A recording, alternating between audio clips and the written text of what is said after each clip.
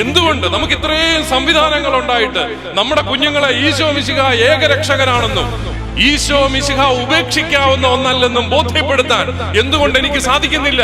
നമ്മുടെ സംവിധാനത്തിന് സാധിക്കുന്നില്ല. സഭയെ കുറിച്ച് ലജ്ജിക്കത്തക്ക രീതിയിലുള്ള വാർത്തകൾ മാത്രം തന്ന് നമ്മുടെ അടുത്ത തലമുറയ്ക്ക് സഭയെക്കുറിച്ച് അഭിമാനം തോന്നാത്ത സാഹചര്യം ഉണ്ടാക്കി വെക്കുക. നല്ല വാർത്തകളൊന്നും വരികയില്ല. ഏതെങ്കിലും ഒരു അച്ഛനോ കന്യാസ്ത്രീയോ എന്തെങ്കിലുമൊക്കെ ചെയ്തു കഴിഞ്ഞാൽ ഉടനെ അത് വാർത്തയായി. അവസാനം നമ്മുടെ കൊച്ചു കുഞ്ഞുങ്ങൾ ഇത് കേട്ട് മടുത്തിട്ട് അവര് സ്കൂളിൽ ചെന്ന് കഴിഞ്ഞാലുണ്ടല്ലോ, ഞാൻ ക്രിസ്ത്യാനിയാണെന്ന് പറയാനായിട്ട് അറയ്ക്കും. നമ്മളെ കുറിച്ച് നല്ല വാർത്തകൾ കേൾക്കുന്നില്ല. നമ്മുടെ ഒരു സങ്കടമാണ്. നമ്മുടെ ഒത്തിരി അച്ഛന്മാരും ഒത്തിരി സിസ്റ്റേഴ്സും ആർക്കും ചെയ്യാൻ പറ്റാത്ത കാരുണ്യ പ്രവർത്തനങ്ങളും നന്മ പ്രവർത്തനങ്ങളും സമർപ്പണത്തിന്റെ സാക്ഷ്യവുമെല്ലാം നൽകുന്നുണ്ടെങ്കിലും വാർത്തകളാകുന്ന ഒരു പെന്തക്കോസ്തുകാരൻ വന്ന് മാതാവിന്റെ കാര്യം ചോദിച്ചാ, ഓഹോ മാതാവ്, ഞങ്ങൾക്കിപ്പോ മാതാവ് അങ്ങനെ മാതാവ് ഈശോ എന്നൊക്കെ പറഞ്ഞ് നമ്മളങ്ങ് പോകത്തേ ഉള്ളൂ. നമുക്കൊന്നാമത് ബൈബിൾ അറിയത്തില്ല. പഠിപ്പിക്കാന്ന് പറഞ്ഞാൽ പഠിക്കത്തില്ല, പിന്നെ വചനം വായിക്കത്തില്ല. ബോധ്യത്തോടെ പറയാനും നമുക്കറിയാം. കത്തോലിക്കന്റെ ജനന നിരക്ക് എത്രയാണെന്നറിയാമോ? 14%. മുസ്ലിങ്ങൾ 47%, ഹൈന്ദവര് 45%, ക്രിസ്ത്യാനി 17%. ഈ പോക്കുപോയ ക്രിസ്ത്യാനിക്ക് ലോകാവസാനം വേണ്ടി വരികയല്ല, നമ്മൾ തന്നെ തീർന്നോളൂ. ഈ പോക്കുപോയ പിള്ളേരൊന്നുമില്ല.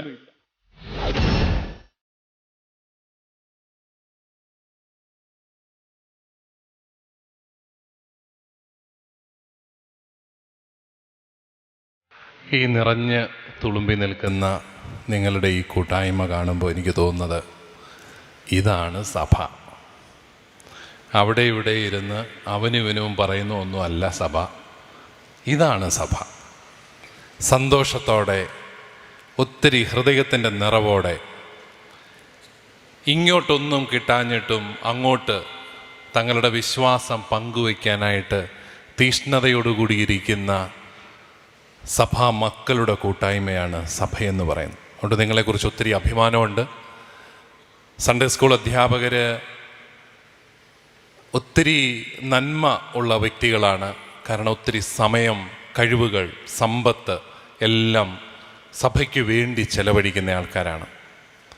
അതുകൊണ്ട് തന്നെ നിങ്ങളോടുള്ള വലിയ കൃതജ്ഞത സഭയുടെ പേരിൽ രേഖപ്പെടുത്താൻ ഞാൻ ആഗ്രഹിക്കുകയാണ്.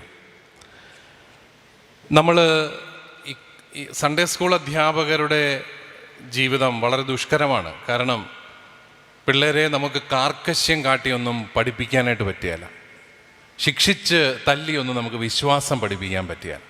നമ്മൾ ആരെയും ക്ലാസ്സിൽ നിന്ന് ഇറക്കി വിട്ടാൽ കർത്താവ് ഈശോ മിശിഹ അവരുടെ കൂടെ പോയി നിൽക്കും. ഭയങ്കര ഗതികേടാവും നമുക്ക്. അതുകൊണ്ട് സ്നേഹിച്ച് നേടാൻ മാത്രമേ പറ്റത്തുള്ളൂ. ശിക്ഷിച്ച് നേടാനായിരുന്നെങ്കിൽ എളുപ്പമായിരുന്നു. അപ്പോൾ നിങ്ങൾ സാധാരണ അധ്യാപകരെക്കാളും ഒത്തിരി എഫർട്ട് എടുക്കുന്ന ആൾക്കാരാണ്. ഇനി പഠിപ്പിക്കുന്നതോ ശാസ്ത്രീയമായ വലിയ തെളിവുകളൊന്നും ഇല്ലാത്ത കാര്യമാണ്. സ്വന്തം ജീവിതത്തിൽ ജീവിക്കുന്ന ദൈവത്തെ വേണം നമ്മൾ പറഞ്ഞു കൊടുക്കാൻ. തിരിച്ച് 2 ചോദ്യം ഒക്കെ പിള്ളേർ ചോദിച്ചു കഴിഞ്ഞാൽ നമുക്ക് അങ്ങനെ കൃത്യമായിട്ട് മറുപടിയൊന്നും പറയാനായിട്ടില്ല. അതുകൊണ്ടാണ് സാധാരണ അധ്യാപകരെക്കാളും ഒത്തിരിയേറെ എഫർട്ട് എടുക്കുന്നവരാണ് നിങ്ങൾ. അതുകൊണ്ട് തന്നെ നിങ്ങളോടുള്ള വലിയ ആ ഒരു ആദരവും സ്നേഹവും എല്ലാം അറിയിക്കാൻ ഞാൻ ഈ അവസരം ഉപയോഗിക്കുകയാണ്. നിങ്ങൾ ഈ ഒരു വർഷം ഈ ക്രേദോയുടെ തീമായിട്ട് എടുത്തിരിക്കുന്നത് ദൈവവിളിയും മിഷൻ പ്രവർത്തനവുമൊക്കെയാണ്. നമുക്കറിയാം, നമ്മുടെ ഇന്നത്തെ കാലഘട്ടത്തിൽ, പ്രത്യേകിച്ച് ഈ വർഷങ്ങളിലൊക്കെ നമ്മുടെ പൊതുമാധ്യമങ്ങളിലൊക്കെ സഭയെക്കുറിച്ച് നല്ല വാർത്തകളൊന്നും വരുന്നില്ല എന്നുള്ളത് നമ്മുടെ എല്ലാവരുടെയും ഒരു സങ്കടമാണ്. സഭ പൊതുസമൂഹത്തിൽ ഇന്നും ഒത്തിരി നന്മ ചെയ്യുന്ന ഒരു വലിയ സംഘടിതമായ സമൂഹമാണ്. നിങ്ങൾക്ക് ആരുടെയും മുമ്പിൽ ഇന്നും അഭിമാനപൂർവ്വം പറയാം, കേരളത്തിൽ ഏതെങ്കിലും ഒരു സമൂഹം കാരുണ്യ പ്രവർത്തനങ്ങളുടെ കാര്യത്തിൽ ശ്രദ്ധിക്കുന്നുണ്ടെങ്കിൽ ഏറ്റവും കൂടുതൽ ഈ സമൂഹത്തിന് കാരുണ്യ പ്രവർത്തനങ്ങൾ സംഘടിതമായിട്ട് ചെയ്യുന്നത് കത്തോലിക്ക സഭയാണ്. നമുക്കതിലെന്നും അഭിമാനിക്കാനായിട്ട് സാധിക്കും. ആരോട് നിങ്ങൾക്ക് പറയാനായിട്ട് സാധിക്കും. അവനും ഇവനും എല്ലാം പറയുന്നതല്ല സഭ, മറിച്ച് നമ്മുടെയൊക്കെ ജീവിതങ്ങളിൽ ഞങ്ങളുടെ അതിരൂപതയുടെ 1 വർഷത്തെ കണക്ക് വന്നപ്പോൾ ഒരു കൗതുകത്തിന് വേണ്ടിയിട്ടൊന്ന് കൂട്ടി നോക്കി. ഓരോ ഇടവകയും കാരുണ്യ പ്രവർത്തനങ്ങൾക്കായിട്ട് എത്ര രൂപയാണ് ചെലവാക്കുന്നത്. 1 വർഷം ഞങ്ങളുടെ അതിരൂപതയിൽ മാത്രം 25 കോടി രൂപ നമ്മുടെ ഇടവകകളും രൂപതയും കൂടി ചെലവഴിക്കുന്നുണ്ട്. അങ്ങനെയാണെങ്കിൽ നിങ്ങളുടെ അത് രൂപതയിൽ എത്ര കാണും? നമ്മുടെ കേരളത്തിലെ 32 രൂപതകളിൽ എന്തേരം കാണും? അതുപോലെ കാരുണ്യ ഭവനങ്ങളുടെ കാര്യത്തിൽ എന്തേരം നന്മകളുള്ള ഒരു സമൂഹമാണ് നമ്മൾ. പ്രത്യേകിച്ച് സമൂഹത്തിൽ ആരോരുമില്ലാത്തവര്, സമൂഹത്തിൽ പ്രത്യേകതകളുള്ള വിഭാഗങ്ങൾ, അവർക്കൊക്കെ വേണ്ടിയിട്ടുള്ള ഭവനങ്ങൾ എത്ര എണ്ണമാണ് നമ്മുടെയൊക്കെ രൂപതകൾ നടത്തുന്നത്. നമുക്ക് തന്നെ കൃത്യം നമ്പർ അറിയത്തില്ല. ഞാൻ മെത്രാനായതുകൊണ്ട് മാത്രം, ഇതിൻ്റെ ചുമതല എനിക്കായതുകൊണ്ട് മാത്രം ഞാനൊന്ന് എണ്ണി നോക്കിയപ്പം ഞങ്ങളുടെ രൂപതയും മാത്രമുണ്ട് 106 എണ്ണം. അതിൽ കൂടുതലും നടത്തുന്നത് നമ്മുടെ കന്യാസ്ത്രീകളാണ്. അവർക്ക് പ്രത്യേകം നമസ്കാരം. അവരില്ലാതായാൽ നഷ്ടപ്പെടുന്നത് സഭയുടെ ഏറ്റവും മിഴിവാർന്ന സാക്ഷ്യമാണ്, കാരുണ്യ ഭവനങ്ങളാണ്. ഞങ്ങളെ കൊണ്ടൊന്നും പറ്റിയല്ലോ കേട്ടോ. അവർക്ക് മാത്രം ചെയ്യാൻ പറ്റുന്ന ശുശ്രൂഷകൾ. അതുപോലെ വിദ്യാഭ്യാസത്തിൻ്റെ കാര്യത്തിലാണെങ്കിലും നമ്മുടെ സ്ഥാപനങ്ങൾ ഇല്ലായിരുന്നെങ്കിൽ കാണാമായിരുന്നു നമ്മൾ ഈ കേരളം എവിടെ നിൽക്കുമായിരുന്നുവെന്ന്. നമ്മളും ബംഗാളും തമ്മിൽ എന്താണ് വ്യത്യാസം? ഇത്ര വ്യത്യാസം എന്താണ്? കേരളം സ്വാതന്ത്ര്യം കിട്ടുമ്പോൾ ഇന്ത്യയിലെ ഏറ്റവും കൂടുതൽ പ്രതിശീർഷ വരുമാനമുള്ള സംസ്ഥാനമായിരുന്നു ബംഗാൾ. ഇപ്പോൾ അത് കേരളമാണ്. എന്തുപറ്റി ഇതിൻ്റെ ഇടയ്ക്ക് ഉള്ള കാലഘട്ടത്തിൽ? എന്തായിരുന്നു വ്യത്യാസം? അവിടെയാണ് നമ്മുടെ ക്രൈസ്തവ സാന്നിധ്യം നമ്മൾ അറിയേണ്ടത്. പക്ഷേ അതെല്ലാം യാഥാർത്ഥ്യമായിട്ട് നിൽക്കുമ്പോഴും നമ്മളെക്കുറിച്ച് നല്ല വാർത്തകൾ കേൾക്കുന്നില്ല. നമ്മുടെ ഒരു സങ്കടമാണത്. നമ്മുടെ ഒത്തിരി അച്ഛന്മാരും ഒത്തിരി സിസ്റ്റേഴ്സും ആർക്കും ചെയ്യാൻ പറ്റാത്ത കാരുണ്യ പ്രവർത്തനങ്ങളും നന്മ പ്രവർത്തനങ്ങളും സമർപ്പണത്തിൻ്റെ സാക്ഷ്യവുമെല്ലാം നൽകുന്നുണ്ടെങ്കിലും വാർത്തകളാകുന്നില്ല. ഞങ്ങൾക്ക് ഏറ്റവും സങ്കടം വന്നത് കഴിഞ്ഞ വർഷത്തെ പ്രളയം വലിയ പ്രളയമായിരുന്നു. നിങ്ങൾക്കും എല്ലാ പ്രളയത്തിൻ്റെ ദുരിതങ്ങളുണ്ടായി എന്ന് എനിക്കറിയാം. അത് ഓഗസ്റ്റ് മാസത്തിലാണ്. ചങ്ങനാശ്ശേരി കുട്ടനാട്ടിൽ 3 പ്രളയം ഉണ്ടായി. ജൂണിൽ വലിയൊരു പ്രളയം ഉണ്ടായി. അത് പക്ഷേ ഞങ്ങളുടെ ഏറ്റവും താഴ്ന്ന പ്രദേശങ്ങൾ മുഴുവൻ വെള്ളത്തിലായിപ്പോയി. നാട്ടുകാർ പറഞ്ഞു ചരിത്രത്തിലുണ്ടായിട്ടുള്ളതിൽ ഏറ്റവും വലിയ പ്രളയമാണത്. ജൂലൈ ആയപ്പോൾ കുട്ടനാട് മുഴുവൻ മുങ്ങിപ്പോയി. അപ്പോൾ ഇരിഞ്ഞാലക്കുട രൂപതയിൽ നിന്ന് ഉൾപ്പെടെ കേരളത്തിലെ എല്ലാ രൂപതകളും ഞങ്ങൾക്ക് സഹായഹസ്തവുമായിട്ട് വന്നു. അങ്ങനെ സഭ മാത്രമേ ഉള്ളൂ അന്ന് ഈ ദുരിതാശ്വാസ പ്രവർത്തനങ്ങൾക്ക് ഗവൺമെൻറ് പോലും അറിഞ്ഞു വരുന്നേ ഉള്ളൂ. ആ സാഹചര്യത്തിലും നമ്മുടെ പൊതുസമൂഹം ചർച്ച ചെയ്തുകൊണ്ടിരുന്നത് കന്യാസ്ത്രീയും മെത്രാനും ഒക്കെ ആയിരുന്നു. അവർക്ക് ഈ ജനത്തിൻ്റെ ദുരിതമോ അവരെ സഹായിക്കാനായിട്ടുള്ള പരിശ്രമങ്ങളോ ഒന്നും വാർത്തകളല്ല. എന്തുകൊണ്ട് എന്നുള്ളൊരു ചോദ്യമാണ്. അതിന് നമ്മൾ ശാസ്ത്രീയമായിട്ട് മറുപടി കണ്ടെത്തണം. അവിടെയാണ് പ്രിയപ്പെട്ട അധ്യാപകരെ നിങ്ങൾ ശ്രദ്ധിക്കേണ്ടത്. നമ്മുടെ സഭയെക്കുറിച്ച് ലജ്ജിക്കത്തക്ക രീതിയിലുള്ള വാർത്തകൾ മാത്രം തന്ന് നമ്മുടെ അടുത്ത തലമുറയ്ക്ക് സഭയെക്കുറിച്ച് അഭിമാനം തോന്നാത്ത സാഹചര്യം ഉണ്ടാക്കി വയ്ക്കുക. നല്ല വാർത്തകളൊന്നും വരികയില്ല. ഏതെങ്കിലും ഒരു അച്ഛനോ കന്യാസ്ത്രീയോ എന്തെങ്കിലുമൊക്കെ ചെയ്തു കഴിഞ്ഞാൽ ഉടനെ അത് വാർത്തയായി. അവസാനം നമ്മുടെ കൊച്ചു കുഞ്ഞുങ്ങൾ ഇത് കേട്ട് മടുത്തിട്ട് അവർ സ്കൂളിൽ ചെന്ന് കഴിഞ്ഞാലുണ്ടല്ലോ ഞാൻ ക്രിസ്ത്യാനിയാണെന്ന് പറയാനായിട്ട് അറയ്ക്കും. ആ ഒരു സാഹചര്യം ഉണ്ടാക്കിയെടുക്കുക വളരെ ശാസ്ത്രീയമായ നീക്കമാണ് സഭയുടെ കൂട്ടായ്മയെ നശിപ്പിക്കുവാൻ. കാരണം സഭ ശക്തമായിട്ട് നിന്നാൽ ഏറ്റവും ക്ഷീണം സാത്താനും അവൻ്റെ രാജ്യങ്ങൾക്കുമാണ്. അവിടെയാണ് നമ്മൾ ശ്രദ്ധിക്കേണ്ടത്. നിങ്ങൾ ദൈവവിളി വർഷമായിട്ട് ആചരിക്കുന്നു. ദൈവവിളി എന്നും ഈ അച്ഛന്മാരെയും കന്യാസ്ത്രീകളെയും കുറിച്ച് ചീത്ത മാത്രം കേൾക്കുന്ന നമ്മുടെയൊക്കെ ശരാശരി കുടുംബത്തിലെ ഒരു മിടുക്കനായ ആൺകുട്ടി അവൻ വൈദികനാകാൻ പോവോ? നമ്മുടെ കന്യാസ്ത്രീകൾ അവര് ചെയ്യുന്ന ശുശ്രൂഷ അത് നമുക്കൊന്നുകിൽ അറിയത്തില്ല, അല്ലെങ്കിൽ അറിഞ്ഞിട്ടും അത് നമ്മൾ കണ്ടില്ല എന്ന് നടിക്കുന്നു. ഒരു കന്യാസ്ത്രീയുടെ കയ്യിൽ നിന്ന് ഒരു ഗ്ലാസ് വെള്ളമെങ്കിലും മേടിച്ച് കുടിക്കാതെ ഈ നാട്ടിലെ നാനാജാതി മതസ്ഥരായ ഒരുത്തനും മരിച്ചു പോകുകയില്ല എന്നുള്ളതാണ് വാസ്തവം. കാരണം അത്രമാത്രം വ്യാപകമാണ് അവരുടെ പ്രവർത്തനങ്ങൾ. എന്നിട്ടും അവരെക്കുറിച്ച് ഈ വേണ്ടാദിനം മാത്രം പറഞ്ഞ് നമ്മുടെയൊക്കെ പെൺകുട്ടികൾക്ക് കന്യാസ്ത്രീയാകാനായിട്ട് തോന്നത്തില്ല. അതാണ് അവരുടെ ലക്ഷ്യം. വൈദികരില്ലാതായാൽ, കേരളത്തിലാണ് ഏറ്റവും കൂടുതൽ വൈദികർ ഇന്ത്യയിൽ. നമ്മുടെ വൈദികരാണ് ഇന്ന് ലോകമെമ്പാടും പോയി ശുശ്രൂഷ ചെയ്യുന്നുണ്ട്. നമ്മുടെ ദൈവവിളിയുടെ പ്രഭവ സ്ഥാനത്ത് തന്നെ പ്രശ്നങ്ങളായി വൈദികരില്ലാതായാൽ ഒത്തിരി ഇടങ്ങളിൽ കുർബാനയില്ലാതായാൽ സഭയില്ലാതാവും. ഇതൊക്കെയാണ് വളരെ ശാസ്ത്രീയമായ അവരുടെ നീക്കങ്ങൾ. കന്യാസ്ത്രീകളില്ലാതായാൽ എന്താ കുഴപ്പം? ഞാൻ പറയും, നമ്മളൊക്കെ ഏറ്റവും സന്തോഷത്തോടെ വേദപാഠം പഠിച്ചത് കുർബാനയ്ക്കുള്ള പാടിന നേരത്താണ്. അന്നാണ് ഈ കന്യാസ്ത്രീ അമ്മമാരാണ് നമ്മളെ മിക്കവാറും ഒക്കെ പഠിപ്പിക്കുന്നത്. ഇപ്പോൾ അൽമായ സഹോദരങ്ങളും ഒക്കെ കൂടി, കാരണം അവരുടെ എണ്ണം കുറഞ്ഞതുകൊണ്ടാണ്. അല്ലെങ്കിൽ അത് അവരുടെ മാത്രം കുത്തകയാണ്. അവരാണ് പഠിപ്പിക്കുന്നത്. പള്ളിയിൽ പോയാൽ എങ്ങനെ പെരുമാറണം, അതുപോലെ അച്ഛന്മാരോട് എങ്ങനെ പെരുമാറണം, സിസ്റ്റേഴ്സിനോട് എങ്ങനെ പെരുമാറണം, പള്ളിയിൽ എങ്ങനെ ആദരവോടുകൂടി നിൽക്കണം, നമസ്കാരം എങ്ങനെ ചൊല്ലണം, ഭക്തി എങ്ങനെ കാണിക്കണം, ഇതെല്ലാം നമ്മുടെ അമ്മമാരെ നമ്മളെ പഠിപ്പിക്കുന്നത്. അവരില്ലാണ്ടാവുമ്പം ആ ഒരു മേഖലയിലും വെള്ളം ചേർന്ന് പൊക്കോളും.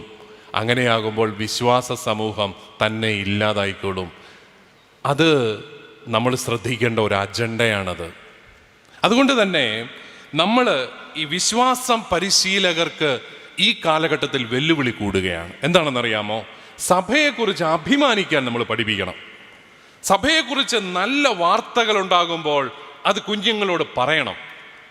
നമ്മുടെ സഭയിൽ നമുക്കറിയാവുന്ന നന്മകൾ ഒത്തിരി ഉണ്ടല്ലോ, അത് നമുക്ക് പറഞ്ഞ് പഠിപ്പിക്കാനായിട്ട് സാധിക്കണം. പലപ്പോഴും എനിക്ക് എന്തുകൊണ്ടാണെന്ന് അറിയത്തില്ല, നമ്മുടെ കത്തോലിക്ക സമൂഹം ഒത്തിരി വിമർശിക്കുന്ന ഒരു സമൂഹമാണ്. നന്മകൾ കണ്ടാൽ പറയുകയില്ലെങ്കിലും എന്തെങ്കിലും കുറവ് കണ്ടു കഴിഞ്ഞാൽ വളരെ ക്രൂരമായിട്ട് വിമർശിക്കുന്ന ഒരു സമൂഹമായിട്ട് നമ്മൾ മാറുകയാണ്. വേറെ ഏതെങ്കിലും ഒരു സമുദായത്തിൽ ഇത്രയും ക്രൂരമായ വിമർശനം ഉണ്ടോ എന്ന് എനിക്കറിയത്തില്ല. ഞാനൊരു ഉദാഹരണം പറയാം. ഞങ്ങളുടെ അതിരൂപതയിൽ ഏതാണ്ട് 1600ഓളം എയ്ഡഡ് സ്കൂൾ അധ്യാപകരുണ്ട്. ഞങ്ങൾക്ക് വലിയ 2 ഓട്ടോണമസ് കോളേജുകളുണ്ട്. ഏതാണ്ട് 200ഓളം അധ്യാപകരുണ്ട്. അവരുടെ കയ്യിൽ നിന്നൊക്കെ അപ്പോയിൻമെൻറ്റിൻ്റെ സമയത്ത് ലക്ഷക്കണക്കിന് രൂപ കിട്ടും. അത് ഇപ്പോഴും കിട്ടും, മേടിക്കാനൊന്ന് തയ്യാറായാൽ മതി. പക്ഷേ വർഷങ്ങളായി ഒരു പൈസ പോലും അപ്പോയിൻമെൻറ്റിനോ അഡ്മിഷനോ വാങ്ങുകയില്ല എന്ന് നിർബന്ധം പിടിച്ച് അഡ്മിഷൻ കൊടുക്കുന്നവരും അപ്പോയിൻമെൻറ്റ് കൊടുക്കുന്നവരുമാണ് ഞങ്ങളുടെ അതിരൂപത. എന്നെ അത്ഭുതപ്പെടുന്ന ഒരു കാര്യം എന്നാണെന്നറിയോ? സഭയ്ക്കൊരാവശ്യം വന്നാൽ ഈ അധ്യാപകരാരും സഭയ്ക്ക് വേണ്ടി ഒരു വാക്ക് നല്ലത് പറയില്ല. അതെന്നെ അത്ഭുതപ്പെടുത്തുക. സഭയ്ക്കൊരാവശ്യം വന്നത് ഞങ്ങളുടെ സഭ ഇങ്ങനെ അല്ല കേട്ടോ, ഞങ്ങളുടെ സഭ ഇങ്ങനെ അല്ല എന്ന് ഒരു വാക്ക് നമ്മൾ പറയില്ല. അത് കാണുമ്പോൾ ഒരു സങ്കടം. അപ്പം പിന്നെ ചിന്തിക്കുക, എന്തിനാ ഇങ്ങനെയൊക്കെ ചെയ്യുന്നത്? നന്മ ചെയ്താൽ പോലും നമ്മുടെ സമൂഹത്തിൻ്റെ നന്മകൾ പോലും പറയാൻ നമ്മൾ ലജ്ജിക്കുന്ന ഒരു സാഹചര്യം ഇന്ന് സമൂഹത്തിലുണ്ടെങ്കിൽ നമ്മളത് ശ്രദ്ധിക്കണം. ഇങ്ങനെ പോയി കഴിഞ്ഞാൽ നമ്മുടെ സമൂഹത്തിൻ്റെ കെട്ടുറപ്പ് തന്നെ ഇല്ലാതാവും. അതുകൊണ്ടാണ് ഞാൻ പറഞ്ഞത്, നമ്മുടെ കുഞ്ഞുങ്ങളുടെ മനസ്സിലൊക്കെ സംശയങ്ങളും ചോദ്യങ്ങളും ഉണ്ട് ഈ കാലഘട്ടത്തെക്കുറിച്ച്. അപ്പോൾ അത് നന്നായിട്ട് പഠിച്ച് അതിൻ്റെ പിന്നിലെ അജണ്ട എന്താണെന്ന് അവരെ പറഞ്ഞ് ബോധ്യപ്പെടുത്താനും, നമ്മുടെ സഭയെക്കുറിച്ച് നല്ലത് ഉള്ള നന്മ പറഞ്ഞാൽ മതി, ഇല്ലാത്ത നന്മയൊന്നും നമ്മൾ പറയണ്ട. ഉള്ള നന്മ പറഞ്ഞാൽ തന്നെ എന്തേരമുണ്ട് നമുക്ക് പറയാനായിട്ട്. അതുകൊണ്ട് ആ ഒരു ദൗത്യം നമ്മുടെ മതാധ്യാപകർ ഏറ്റവും പ്രധാനമായിട്ട് ഏറ്റെടുക്കണം എന്നുള്ളതാണ് എനിക്ക് നിങ്ങളോട് പറയുവാനായിട്ടുള്ളത്. നമ്മുടെ സഭയെ തകർക്കാൻ ആഗ്രഹിക്കുന്ന എല്ലാവരും ഏറ്റവും ആദ്യം തല്ലുന്നത് ഹയരാർക്കിയാണ്. മാർപ്പാപ്പ, മെത്രാന്മാർ, വൈദികർ, പിന്നെ നമ്മുടെ ഇടവകയിലേക്ക് വരുമ്പം കൈക്കാരന്മാർ, എല്ലാവരും ഹയരാർക്കിയുടെ ഭാഗമാണ്.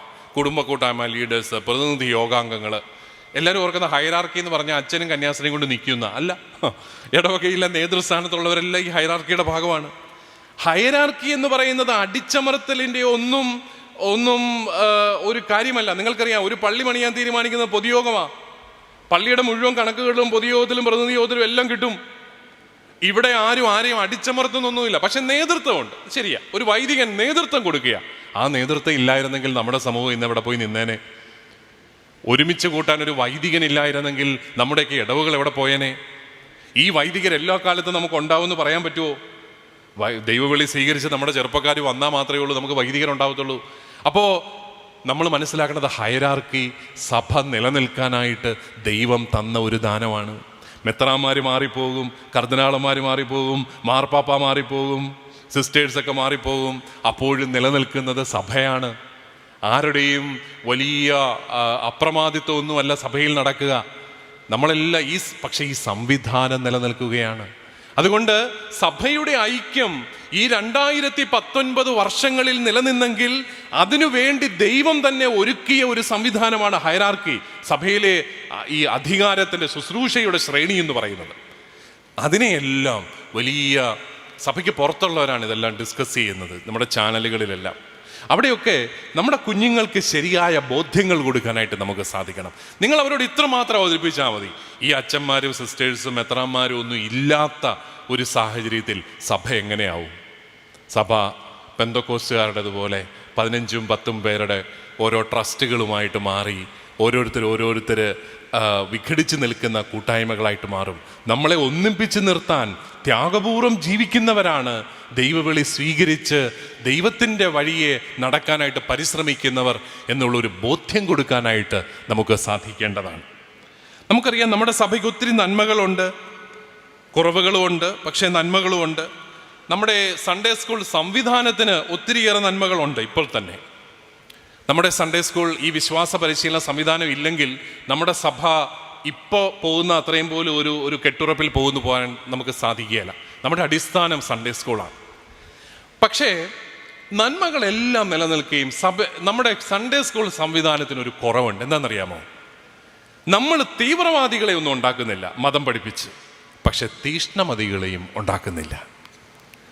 നമ്മൾ എല്ലാവരും പറയുന്നില്ല മതം പഠിപ്പിക്കരുത്, മതം പഠിപ്പിച്ചു കഴിഞ്ഞാൽ ഇവിടെ വർഗീയതയുണ്ടാവും, അല്ലെങ്കിൽ ഇവിടെ വലിയ തീവ്രവാദം ഉണ്ടാവും. നമ്മൾ സൺഡേ സ്കൂൾ പഠിപ്പിച്ചിട്ട് 12 വർഷം നമ്മൾ പഠിപ്പിച്ചിട്ട് നമ്മുടെ സമൂഹത്തിൽ ഒറ്റ തീവ്രവാദി ഉണ്ടായിട്ടില്ല. നമുക്ക് എവിടെയും അഭിമാനപൂർവ്വം പറയാം. പക്ഷെ നേരെ ഓപ്പോസിറ്റ് എന്താണെന്നറിയാമോ? തീഷ്ണമതികളും ഇല്ല. ഒരു പെന്തക്കോസ്തുകാരൻ വന്ന് മാതാവിൻ്റെ കാര്യം ചോദിച്ചാൽ, ഓഹോ മാതാവ്, ഞങ്ങൾക്കിപ്പോൾ മാതാവ് അങ്ങനെ മാതാവ് ഈശോ എന്നൊക്കെ പറഞ്ഞ് നമ്മളങ്ങ് പോകത്തേ ഉള്ളൂ. നമുക്കൊന്നാമത് ബൈബിൾ അറിയത്തില്ല, പഠിപ്പിക്കാമെന്ന് പറഞ്ഞാൽ പഠിക്കത്തില്ല, പിന്നെ വചനം വായിക്കത്തില്ല. പക്ഷേ ബോധ്യത്തോടെ പറയാനും നമുക്കറിയില്ല. ഞാൻ ഈ കഴിഞ്ഞ നാളുകളിലൊക്കെ 12ാം ക്ലാസ്സിലെ കുട്ടികളെയൊക്കെ കാണാനായിട്ട് ഇടയാകുമ്പോൾ ഞാൻ അവരോട് 3 ചോദ്യം ചോദിക്കും. ഒന്ന്, നിങ്ങളുടെ ക്ലാസ്സിൽ ഹൈന്ദവരുണ്ട്, ക്രൈസ്തവരുണ്ട്, മുസൽമാനുണ്ട്. നിങ്ങൾ ക്രിസ്ത്യാനിയായിട്ട് എന്തിനാ ജീവിക്കുന്നത്? നിങ്ങൾക്ക് എന്തുകൊണ്ട് മറ്റൊരു മതത്തിൽ ജീവിച്ചുകൂടാ? എന്തുകൊണ്ട് ഞാനൊരു ക്രിസ്ത്യാനിയായിട്ട് ജീവിക്കണം? 12ാം ക്ലാസ്സിൽ പഠിക്കുന്ന കുട്ടികൾ ഉൾപ്പെടെ അങ്ങനെ ചിരിച്ച് ഒക്കെ ഇരിക്കത്തേ ഉള്ളൂ, എളിമയോടുകൂടി ഇരിക്കത്തേ ഉള്ളൂ. പറയാൻ അറിയത്തില്ല അവർക്ക്. ഈ അടുത്ത നാളിൽ ഒരു പെൺകുട്ടി എൻ്റെ അടുത്ത് വളരെ വിചിത്രമായ ഒരു ആഗ്രഹവുമായിട്ട് വന്നു. അവളുടെ ഒരു അപ്പനുമുണ്ട് കൂടെ. എന്താണത്? പിതാവേ, ഞാനൊരു മുസ്ലിം ഡോക്ടറുമായിട്ട് പ്രണയത്തിലാണ്. അവളും ഡോക്ടറാണ്, ഒറ്റ മോളാണ്, ഡോക്ടറാണ്. ഒരു മുസ്ലിം ഡോക്ടറുമായിട്ട് പ്രണയത്തിലാണ്. കല്യാണം ഉറപ്പിച്ചു. അപ്പം ഞാൻ അപ്പനുണ്ട്, അപ്പന് സമ്മതമൊക്കെയാണോ? അപ്പനിങ്ങനെ മിണ്ടാതിരിപ്പുണ്ട്. അപ്പന് ഇങ്ങനെ അവൾ പറയുന്നതൊക്കെ ശരിയെന്നുള്ള രീതിയിൽ പാവം അപ്പനിങ്ങനെ ഇരിപ്പുണ്ട്. എന്നിട്ട് അവളുടെ ആഗ്രഹം ഇതാണ്, എനിക്ക് പള്ളിയിൽ വെച്ച് ഒരാശീർവാദം തരണം. ഇപ്പോഴത്തെ ഫാഷൻ അതാണല്ലോ, ഇഷ്ടമുള്ളിടത്ത് പോയി കെട്ടുക, എന്നിട്ട് പള്ളിയിൽ വന്ന് ഒരു ആശീർവാദം മേടിക്കുക, എന്നിട്ട് അതെടുത്ത് ഫേസ്ബുക്കിൽ ഇടുക. ഇതൊക്കെയാണ് ഇപ്പോഴത്തെ ഒരു ഫാഷൻ. അപ്പം ഞാൻ അവളോട് ചോദിച്ച, മോളെ അവൻ വരുമോ നിൻ്റെ കൂടെ? അവൻ വരും. കാരണം അവർക്ക് അവരുടെ വിശുദ്ധ ഗ്രന്ഥത്തിൻ്റെ മേൽ ഉള്ള പ്രതിജ്ഞകൾ മാത്രമേ അവർക്ക് വാലിഡായിട്ടുള്ളൂ. അവർ വന്ന് ഏത് ബൈബിളിന് മുമ്പിലും വന്ന് വെച്ച് വേണമെങ്കിൽ പ്രതിജ്ഞയൊക്കെ എടുക്കും. കാരണം അതൊന്നും അവർക്ക് ബൈൻഡിങ് അല്ല. അതാണ് അവരുടെ മതത്തിൻ്റെ പ്രത്യേകത. അവൻ വരും. അപ്പം ഞാൻ പറഞ്ഞു, ഏതായാലും നിങ്ങൾ ക്രിസ്ത്യാനിയായിട്ട് ജീവിക്കത്തില്ല, പിന്നെ മോക്ക് എന്നാത്തിനായി ഈ ആശീർവാദം? അല്ല പിതാവേ, എനിക്ക് ആശീർവാദം വേണം. ഞാൻ ഇത്രയും വർഷം ഞാൻ ക്രിസ്ത്യാനിയായിട്ട് ജീവിച്ചു, എനിക്ക് ആശീർവാദം വേണം. അപ്പം ഞാൻ പറയുന്നത് ആശീർവാദം മാത്രം മതിയല്ലോ, അതിപ്പോൾ പള്ളി വെച്ച് വേണ്ടല്ലോ എന്നൊക്കെ പറഞ്ഞ് വികാരിച്ചൻ്റെ മുറി വെച്ച് ഒരു ആശീർവാദം എന്നൊക്കെയുള്ള രീതിയിൽ ഞങ്ങളൊരു എഗ്രിമെൻറ്റിലൊക്കെ എത്തിപ്പിരിഞ്ഞു. എന്നിട്ട് ഞാൻ അവളോട് പറഞ്ഞു, മോളെ നീ പോകാൻ വരട്ടെ, നീ എനിക്ക് ഒരു ക്ഷമ തന്നിട്ട് പോകണം, എന്നോട് നീ ക്ഷമിക്കണം. ഉടനെ അവൾക്ക് ഭയങ്കര സങ്കടമായി. പിതാവ് എന്തിനാ എന്നോട് ക്ഷമ ചോദിക്കും? ഞാനല്ലേ പിതാവിനോട് ക്ഷമ ചോദിക്കും? ഞാൻ പറഞ്ഞു, അല്ല, എനിക്ക് നിന്നോട് ക്ഷമ ചോദിക്കണം. കാരണം ഇത്രയും വർഷം നിന്നെ വേദപാഠം പഠിപ്പിച്ചിട്ട് ഇത്രയും മിടുക്കിയായ നിന്നെപ്പോലൊരു പെൺകുട്ടിയുടെ ഉള്ളിൽ ഈശോ ഏകരക്ഷകനാണെന്നും പ്രണയത്തിൻ്റെയോ വിവാഹത്തിൻ്റെയോ പേരിൽ ഒഴിവാക്കാനാവുന്നതല്ല നമ്മുടെ കർത്താവ് ഈശോ മിശിഹ എന്നും പഠിപ്പിക്കുന്നതിൽ ഞാൻ പരാജയപ്പെട്ടു പോയി, എൻ്റെ രൂപത പരാജയപ്പെട്ടു പോയി, അതുകൊണ്ട് നീ എന്നോട് ക്ഷമിക്കണം. ഉടനെ അവൾ പറഞ്ഞു, അയ്യോ അങ്ങനെയൊന്നും പറയില്ല പിതാവേ, ഞാനങ്ങ് വിട്ടുപോയതാ, പോട്ടെ, പിതാവ് എന്നോട് ക്ഷമയെന്ന് ചോദിക്കണം പറഞ്ഞ് എന്നെ ആശ്വസിച്ചു. പക്ഷെ എൻ്റെ ഉള്ളിൽ അതൊരു നീറ്റലാണ്. എന്തുകൊണ്ട്? നമുക്ക് ഇത്രയും സംവിധാനങ്ങൾ ഉണ്ടായിട്ട് നമ്മുടെ കുഞ്ഞുങ്ങളെ ഈശോ മിശിഹ ഏകരക്ഷകനാണെന്നും ഈശോ മിശിഹ ഉപേക്ഷിക്കാവുന്ന ഒന്നല്ലെന്നും ബോധ്യപ്പെടുത്താൻ എന്തുകൊണ്ട് എനിക്ക് സാധിക്കുന്നില്ല? നമ്മുടെ സംവിധാനത്തിന് സാധിക്കുന്നില്ല. അതേസമയം മറ്റു ചില മതങ്ങൾക്ക് അത് സാധിക്കുന്നുണ്ട്. ഞാൻ തന്നെ അവളോട് ചോദിച്ചു, മോളെ നിന്നോടുള്ള പ്രണയത്തെ പ്രതി അവൻ നിന്റെ വിശ്വാസം സ്വീകരിക്കാൻ തയ്യാറാവോ? ഉടനെ അവൾ പറയാ, ഞാൻ ചോദിച്ചതാ പിതാവേ, പക്ഷെ അവരൊക്കെ ഭയങ്കര സ്ട്രോങ്ങാ. ഇപ്പം പിന്നെ നമ്മളാരാ പറ, നിങ്ങൾ പറ. വീക്കാ. നമുക്ക് ഇത്രയും ശാസ്ത്രീയ സംവിധാനങ്ങളുള്ളത്, അവരൊക്കെ വലിയ സ്ട്രോങ് ആ കേട്ടോ, നമ്മൾ വളരെ വീക്കാ. അവിടെയാണ് നമ്മൾ ചിന്തിക്കേണ്ടത്. നമുക്ക് ബോധ്യങ്ങൾ ഉണ്ടാക്കി കൊടുക്കാനായിട്ട് സാധിക്കുന്നില്ല. ഈ അടുത്ത നാളിൽ നമ്മുടെ മുസ്ലിം കൺവേർട്ടായിട്ട് വന്ന മാരിയോ ബ്രദറിനോട് ഞാനൊരു പ്രാവശ്യം ചോദിച്ചു. അദ്ദേഹത്തിൻ്റെ മക്കൾ ഇപ്പോൾ സൺഡേ സ്കൂളിൽ പഠിക്കുന്നുണ്ട്, നമ്മുടെ സൺഡേ സ്കൂളിൽ. അദ്ദേഹം മദ്രസ വിദ്യാഭ്യാസമൊക്കെ കഴിഞ്ഞ. ഞാൻ ചോദിച്ചു, എന്താണ് ഇത് തമ്മിലുള്ള വ്യത്യാസം? ഉടനെ അദ്ദേഹം പറഞ്ഞു, എൻ്റെ മോളെ നിങ്ങൾ കുമ്പസാരത്തെക്കുറിച്ച് പഠിപ്പിക്കുന്നത് 3-ാം ക്ലാസ്സിലോ 4-ാം ക്ലാസ്സിലോ മറ്റോ, കുർബാനയ്ക്കുള്ള പാടിനോടനുബന്ധിച്ചാണ് കുമ്പസാരത്തെക്കുറിച്ച് പഠിപ്പിക്കുന്നത്. പിന്നെ തീർന്നു. പിന്നെ നിങ്ങൾ അവളോട് കുമ്പസാരത്തെക്കുറിച്ച് പറയുന്നതേല. പിന്നെ അടുത്ത വർഷം അടുത്ത തീം, അതിൻ്റെ അടുത്ത വർഷം അടുത്ത തീം, വലിയ വലിയ കാര്യങ്ങളൊക്കെ പഠിപ്പിച്ച് നിങ്ങളങ്ങ് പോവുക. എന്നിട്ട് അദ്ദേഹം പറഞ്ഞു, ഞങ്ങൾ അങ്ങനല്ല. മുസ്ലിം സമുദായത്തിൽ പ്രധാനപ്പെട്ടതെല്ലാം എല്ലാ വർഷവും പറഞ്ഞ് തലേ കയറ്റിക്കൊണ്ടിരിക്കും. ഞങ്ങളുടെ കുട്ടികളോട് ചില കാര്യങ്ങൾ ചോദിച്ചാൽ കൃത്യവും പറയും. കാരണം അത് പറഞ്ഞ് ഞങ്ങൾ പഠിപ്പിക്കും. നമ്മളങ്ങനല്ല. നമ്മളിങ്ങനെ ആശയങ്ങൾ പറഞ്ഞ് പഠിപ്പിച്ച് അങ്ങ് പോവുകയാണ്.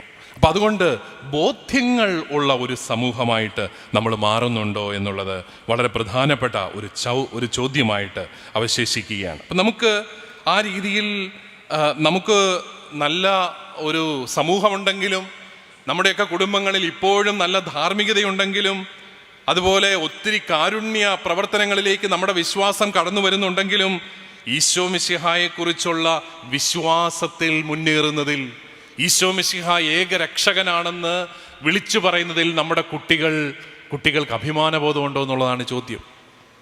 ഞാൻ തിരുവനന്തപുരത്തിന് പോകുന്ന വഴിക്ക് ഒരു പ്രാവശ്യം തിരുവല്ല ജോയി ആലുക്കായുടെ ഷോറൂമിൻ്റെ മുമ്പിൽ ഒരു കാഴ്ച കണ്ടു. എന്താണെന്നറിയാമോ? ഒരു നട്ടുച്ചയ്ക്ക് 1 മണിക്കും 2 മണിക്കും ഇടയ്ക്കുള്ള സമയത്ത് 3 മിടുക്കരാമ്പിള്ളേർ ഒരു പ്ലാക്കാർഡും പിടിച്ചോണ്ട്, അവന്മാരിങ്ങനെ കൈ പിടിച്ചോണ്ട് അവിടെ നിൽക്കുക. എല്ലാവരും അവർ തിരിഞ്ഞു നോക്കുകയാണ്. കാരണം അതുപോലൊരു സെൻറ്ററാണ് അവർ. നല്ല മിടുക്കരാമ്പിള്ളേർ ഇങ്ങനൊരു പ്ലാക്കാർഡും പിടിച്ചുകൊണ്ട് വന്നാൽ ആരാ നോക്കാത്തെ? നമ്മളെല്ലാം തിരിഞ്ഞു നോക്കി. ഞാനും തിരിഞ്ഞു നോക്കി. ഇവർക്ക് എന്നെ വട്ടാണോ, വല്ലോ സമരവും വല്ലോ ആണോ, ഇനി ആലുക്ക ഷോറൂമിന് മുമ്പിലോ സമരമാണോ? അതിൽ എഴുതി വെച്ചിരിക്കുന്നത് എന്നാണെന്നറിയാമോ? Jesus Christ the only saviour. ഞാൻ ഒരു കാര്യം തീരുമാനിച്ചു, അവരാരല്ലെന്ന്. പെട്ടെന്ന് പറഞ്ഞു, കത്തോലിക്കരല്ലെന്ന്. അവർ കത്തോലിക്കരല്ല എന്ന് തീരുമാനിച്ചു. കാരണം കത്തോലിക്കരാണെങ്കിൽ ആ പണിക്ക് പോകത്തില്ല, അവന് നാണക്കേടാ. അവൻ ഈശോ മിശിഹ രക്ഷകനാണെന്ന് പറഞ്ഞുകൊണ്ട് പ്ലാക്കാർഡും പിടിച്ച് നട്ടുച്ച വെയിലത്ത് വെയിൽ കൊള്ളാണെന്ന് അവനെ കിട്ടത്തില്ല, നമ്മുടെ പിള്ളേരെ. പക്ഷേ അവരേതോ പെന്തക്കോസ് ഗ്രൂപ്പിലെ വേണ്ട പിള്ളേരാ എന്ന് പറഞ്ഞാൽ അവന് തീക്ഷ്ണതയുണ്ട്. അവനും നമ്മുടെ കുട്ടികളും തമ്മിൽ എന്നാ വ്യത്യാസം? അവനും നല്ല സ്മാർട്ട് പയ്യൻ, അവനും അങ്ങോട്ട് പ്രൊഫഷണൽ കോളേജ് പഠിക്കുന്നവനാ.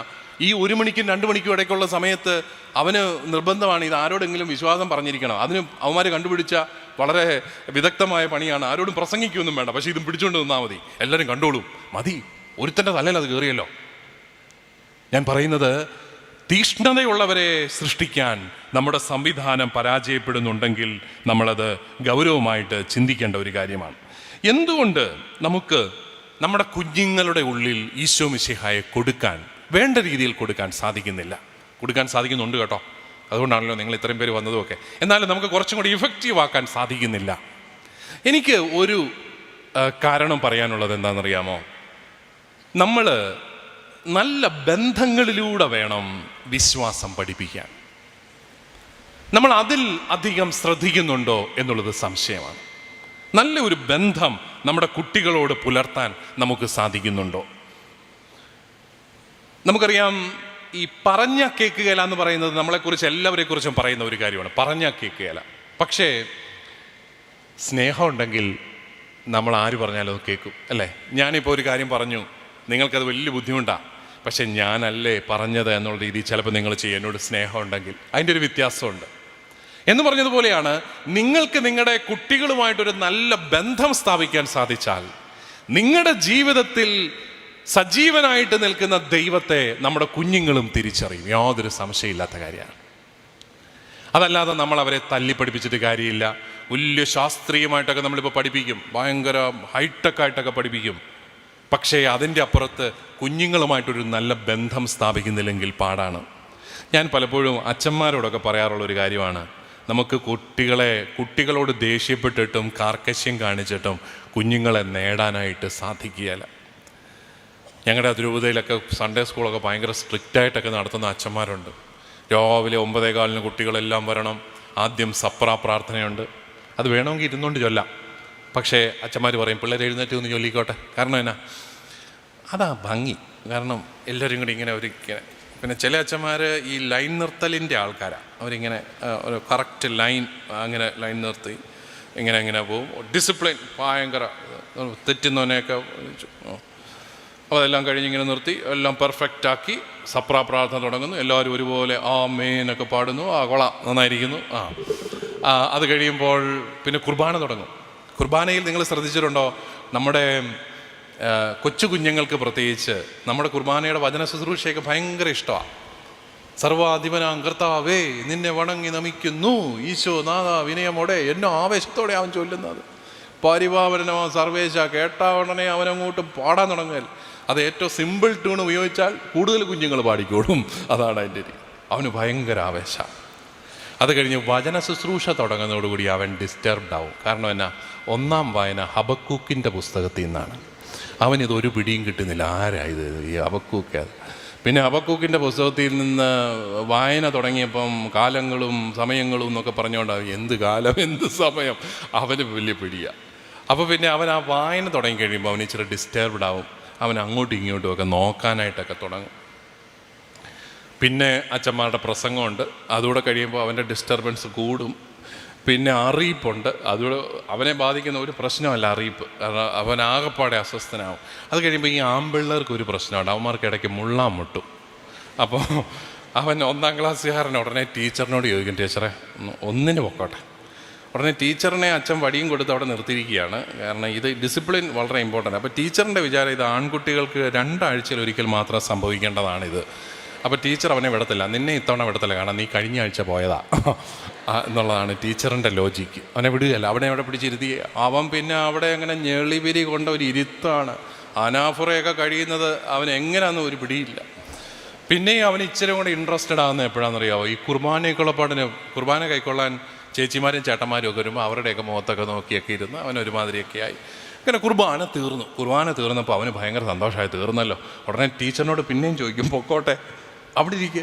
കാരണം എന്നാ, കാരണം അപ്പോഴാണ് നമ്മുടെ ഹെഡ് മാസ്റ്റർ സാറ് പകുതി പൗരോഹിത്യം കിട്ടിയ സന്തോഷത്തിൽ ഓടി വന്ന് മൈക്ക് കൈക്കലാക്കിയിരിക്കുകയാണ്.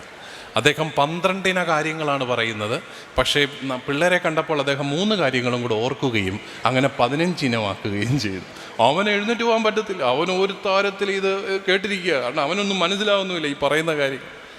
അത് കഴിഞ്ഞ് അവന് പോകാറല്ലോ എന്ന് ഓർത്തിരിക്കുമ്പോഴാണ് ദാണ്ടെ ലൈനും നിർത്തി ഇൻസ്ട്രക്ഷനും തന്ന് പ്രസംഗവും പറഞ്ഞ് അറിയിപ്പും വായിച്ച് കുർബാനയും ചൊല്ലി ക്ഷീണിച്ചു പോയ അച്ഛൻ സങ്കീർത്തി പോയി നാരങ്ങാവെള്ളവും കുടിച്ച് വർദ്ധിത വീര്യത്തോടെ വീണ്ടും വന്നിരിക്കുകയാണ്.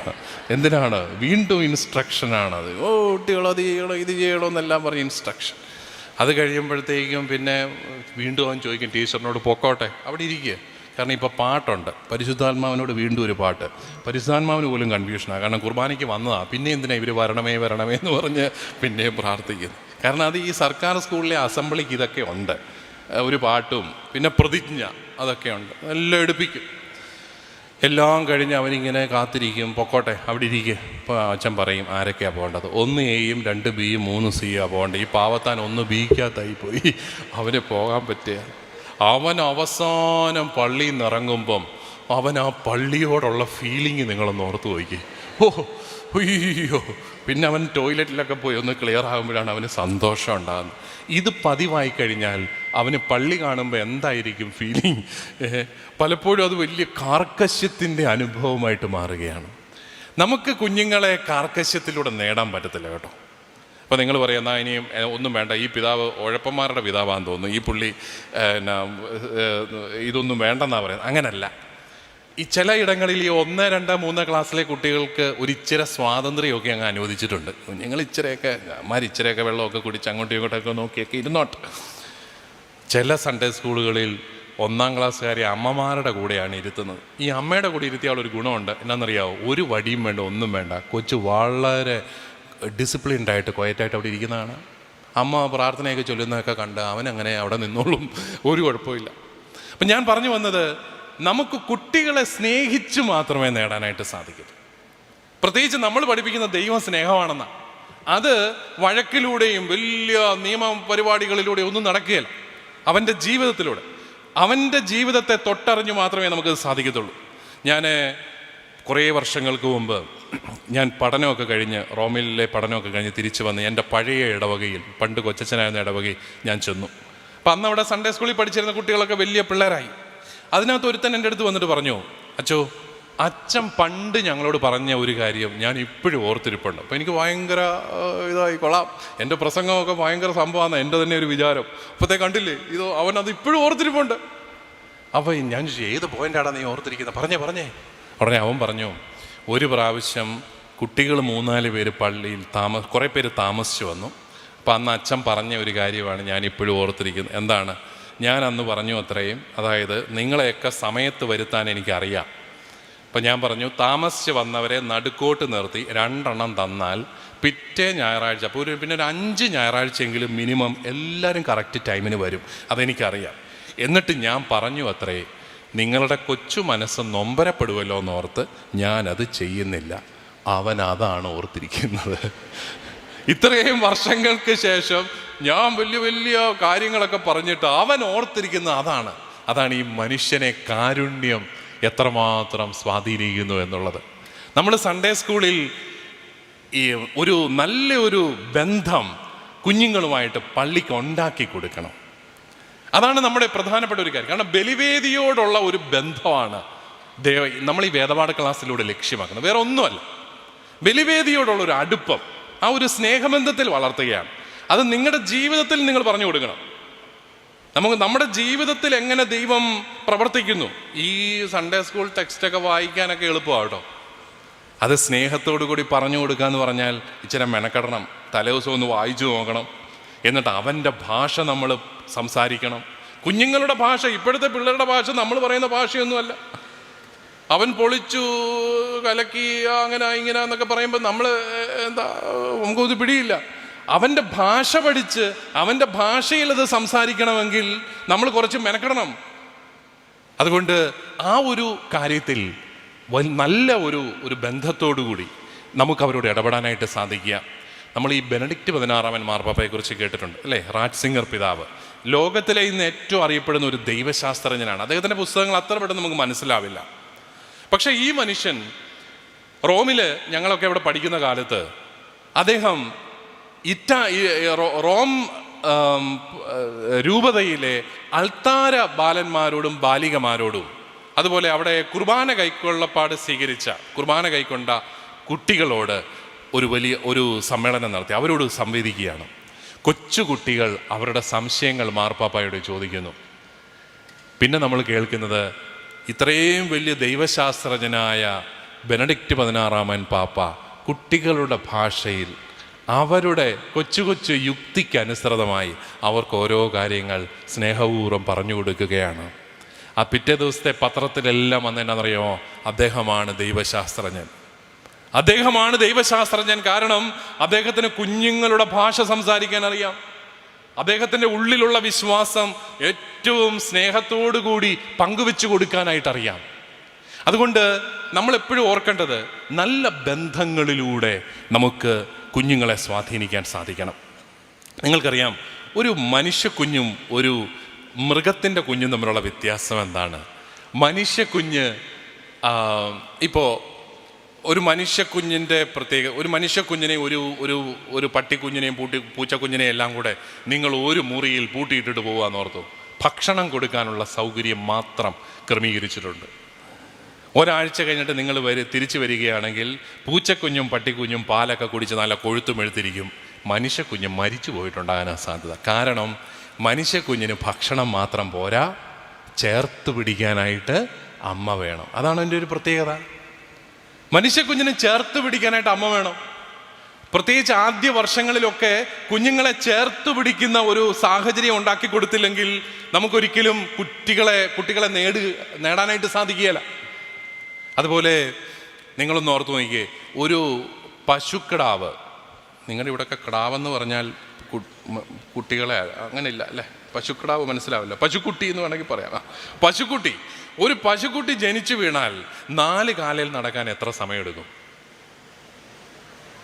നിങ്ങൾ ഇത് ചോദിക്കാനാണോ പിതാവ് ചങ്ങനാശ്ശേരിയിൽ നിന്ന് ഇത്രയും മെനക്കെട്ടി ഇവിടം വരെ വന്ന്? എത്ര സമയമെടുക്കും? വളരെ കുറച്ച് സമയം എടുക്കത്തുള്ളൂ. അതിൻ്റെ അമ്മ പറയുന്ന ഭാഷ സംസാരിക്കാൻ എത്ര സമയമെടുക്കും എന്ന് പറഞ്ഞാൽ അമറാൻ എത്ര സമയമെടുക്കും? വളരെ കുറച്ച് സമയമേ ഉള്ളൂ.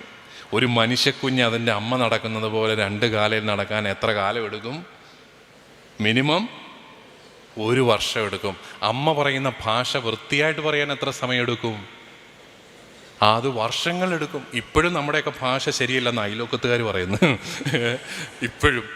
അപ്പോൾ അതായത് ജനിച്ചു വീഴുമ്പോൾ ഏറ്റവും നിസ്സഹായനായ ജീവിയാണ് മനുഷ്യൻ. വളർന്നു കഴിഞ്ഞാൽ ഏറ്റവും കരുത്തൻ അവനാണ്. അവനെ ആരാണ് ഈ കരുത്തനാക്കിയെടുക്കുന്നത്? നല്ല ബന്ധങ്ങളാണ്. നല്ല ബന്ധങ്ങളാണ്. അവന് ബന്ധങ്ങൾ വേണം, അവന് അമ്മ വേണം, അപ്പൻ വേണം കൂടെ. എന്നാൽ മാത്രമേ അവനെ നമുക്ക് ഒരു ശരിക്കും അവനെ വളർത്തിയെടുക്കാനായിട്ട് നമുക്ക് സാധിക്കത്തുള്ളൂ. എന്ന് പറഞ്ഞതുപോലെയാണ്, നല്ല ഒരു റിലേഷൻഷിപ്പ് കീപ്പ് ചെയ്യാൻ നമുക്ക് സാധിക്കുന്നില്ലെങ്കിൽ നമുക്ക് പാടാണ്. ഈ സ്നേഹത്തിൽ നമ്മൾ എന്താണ് തേടുന്നത്? അതൊരു വലിയ ചോദ്യമാണ്. സ്നേഹിക്കുന്നു എന്ന് പറയുമ്പോഴത്തേക്കും, ഒരു കൊച്ചു കുഞ്ഞിന് സ്നേഹിക്കുന്നു എന്ന് പറയുമ്പോൾ എന്തൊക്കെയാണ് നമ്മൾ തേടുക, നമ്മൾ ഉദ്ദേശിക്കുന്നത്? കൊച്ചു കുഞ്ഞിനെ സ്നേഹിക്കുക എന്ന് പറയുമ്പം അതിനെ ചേർത്ത് പിടിക്കുക എന്നുള്ളത് തന്നെയാണ്. പാല് കൊടുക്കുക എന്നുള്ളത് മാത്രമല്ല കേട്ടോ. കാരണം കൃത്യമായിട്ട് പാല് കൊടുത്താലും ആവശ്യമുള്ളതെല്ലാം കൊടുത്താലും കുഞ്ഞുങ്ങൾ നേരെ ചൊവ്വേ വളർന്നു വരണമെന്നില്ല. പണ്ട് നമ്മൾ ചിന്തിക്കുമായിരുന്നു കുട്ടികൾക്ക് ഏറ്റവും ആവശ്യം ഭക്ഷണമാണ്, പാലൊക്കെ കൊടുക്കണം, പാലൊക്കെ കൊടുത്തു കഴിഞ്ഞാൽ ഒരു കുഴപ്പമില്ല. അങ്ങനല്ല. ഈ പാല് കൊടുത്ത് വളരുന്ന കുട്ടികളാണെങ്കിലും അവർക്ക് അപ്പനോ അമ്മയോ ഒന്നും ഇല്ലെങ്കിൽ ആകപ്പാടെ പ്രശ്നമാണ്. അതുകൊണ്ടാണ് നമ്മൾ ഓർക്കേണ്ടത്, നമ്മുടെയൊക്കെ കുടുംബങ്ങളിൽ മാതാപിതാക്കൾ തമ്മിലുള്ള ബന്ധം ശരിയല്ലെങ്കിൽ കുഞ്ഞുങ്ങളുടെ സ്വഭാവത്തെ അത് വളരെ കാര്യമായിട്ട് ബാധിക്കും. കുഞ്ഞുങ്ങളുടെ സ്വഭാവത്തെ അത് ബാധിക്കും. അതുകൊണ്ടാണ് ഞാൻ പറയുന്നത്, ഇപ്പോഴത്തെ കുട്ടികളുടെ സാഹചര്യങ്ങളോട് ഒത്തിരി കരുണ വേണം. കാരണം ഒത്തിരി ഏകാന്തതയിൽ വളരുന്നവരാണ് നമ്മുടെ കുഞ്ഞുങ്ങൾ. അവർക്ക് ആരാ ഉള്ളേ? അവരെന്തുകൊണ്ടാണ് ഈ മൊബൈൽ ഫോണുമായിട്ട് ഓരോരോ മൂലയ്ക്കോട്ട് അവർ കയറിപ്പോകുകയല്ലേ? കാരണം കളിക്കാനായിട്ട് പിള്ളേരൊന്നും ഇല്ല. ഞാൻ ഓർക്കുമായിരുന്നു, നമ്മുടെയൊക്കെ ചില സൺഡേ സ്കൂളുകൾ എത്ര ഏകാന്തമാണ്. 100 വീട്ടുകാരുള്ള ഒരു സൺഡേ സ്കൂളിൽ ഞാൻ ചെന്നു. അവിടെ സൺഡേ സ്കൂളിൽ 24 കുട്ടികളേ ഉള്ളൂ. ഒരു ക്ലാസ്സിൽ 2 പിള്ളേർ, വേറൊരു ക്ലാസ്സിൽ 3 പിള്ളേർ. ഞാൻ ഓർത്ത്, ഈ കുഞ്ഞുങ്ങളുടെ ഒരു ഗതികേട് കർത്താവേ. കാരണം ഈ 2 മണിക്കൂറൊക്കെ ഒരു ടീച്ചറിനെ തന്നെ ഇങ്ങനെ നോക്കിയിരിക്കൊണ്ടിരിക്കണ്ടേ? 2 കുട്ടികളും ഒരു ടീച്ചറും, എന്ത് ബോറ് പരിപാടിയാ. ആ കുട്ടികൾ ശരിക്കും അവരുടെ മാതാപിതാക്കളെ കുറ്റം വിധിക്കുന്നുണ്ട്. ഞങ്ങളുടെ തലമുറയെ ഇത്രയും ഏകാന്തമാക്കി തീർത്തത് നിങ്ങളൊക്കെയാണ്. കാരണം പിള്ളേരില്ല, മക്കളില്ല. കത്തോലിക്കൻ്റെ ജനന നിരക്ക് എത്രയാണെന്നറിയാമോ? 14%. മുസ്ലിങ്ങൾ 47%, ഹൈന്ദവർ 45%, ക്രിസ്ത്യാനി 17%. ഈ പോക്ക് പോയ ക്രിസ്ത്യാനിക്ക് ലോകാവസാനം വേണ്ടി വരികയല്ല, നമ്മൾ തന്നെ തീർന്നോളും. ഈ പോക്ക് പോയ പിള്ളേരൊന്നും ഇല്ല. വളരെ ഏകാന്തമായിക്കൊണ്ടിരിക്കുകയാണ് നമ്മുടെ കുട്ടികളുടെ പല സ്വഭാവ പ്രശ്നങ്ങളുടെയും അടിസ്ഥാനം അവരുടെ ഉള്ളിലുള്ള ഒരു ഏകാന്തതയാണ്.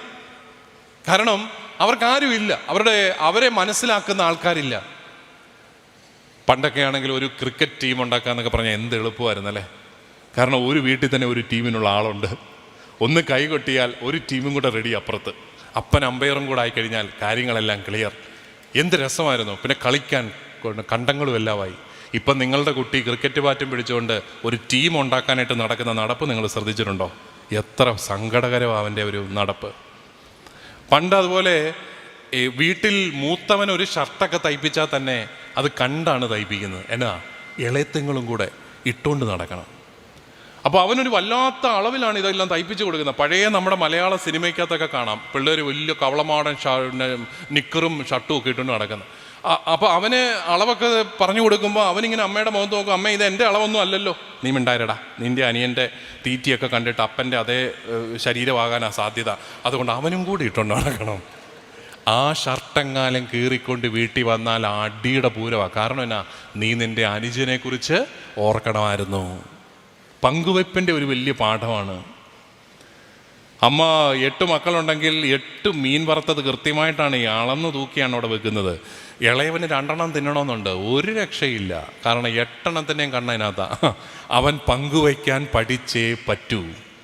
അന്നത്തെ കുട്ടികളുടെയൊക്കെ ഒരു ജീവിതം അവർ കണക്റ്റഡ് ആയിരുന്നു, അങ്ങോട്ടും ഇങ്ങോട്ടും ഒക്കെ ഒരു നല്ല ബന്ധം ഉണ്ടായിരുന്നു. പക്ഷേ ഇപ്പം നമ്മുടെ കുഞ്ഞുങ്ങളെല്ലാം ഒത്തിരി ഏകാന്തമായിക്കൊണ്ടിരിക്കുകയാണ്. അതുകൊണ്ടാണ് അവർ നിങ്ങളുടെ ശ്രദ്ധയെ ആകർഷിക്കും. എങ്ങനെയായിരിക്കും? ക്ലാസ്സിൽ ഉഴപ്പും, നിങ്ങളൊന്ന് അടുത്ത് ചെല്ലണം, എന്നാടാവുക എന്നൊക്കെ ചോദിക്കണം. അതിനൊക്കെ വേണ്ടിയിട്ടാണ്. അവൻ്റെ ചരിത്രവും അവൻ്റെ കുടുംബ സാഹചര്യങ്ങളും ഒക്കെ പഠിച്ചു കഴിഞ്ഞാൽ നമ്മൾ ചിലപ്പോൾ അവൻ്റെ മുമ്പിൽ എഴുന്നേറ്റ് നിൽക്കും. അയ്യോ, ഈ വീട്ടിൽ ഒക്കെ ജീവിച്ചിട്ടും ഇങ്ങനെങ്കിലും നിൻ്റെ വണ്ടി ഓടുന്നല്ലോ മോനെ, നിനക്ക് നമസ്തേ എന്ന് പറയും. അതുകൊണ്ടാണ് കുട്ടികളോടുള്ള നമ്മുടെ ആ മനോഭാവങ്ങളിൽ ഒത്തിരി വ്യത്യാസം വരണം എന്നുള്ളതാണ് ഏറ്റവും പ്രധാനപ്പെട്ട ഒരു കാര്യം.